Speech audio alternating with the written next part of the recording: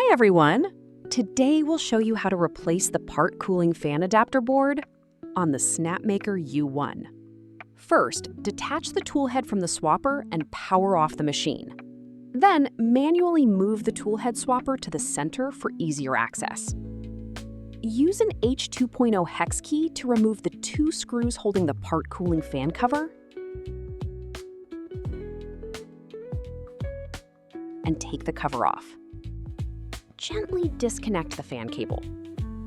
Next, switch to an H1.5 hex key to remove the 4 screws securing the old adapter board.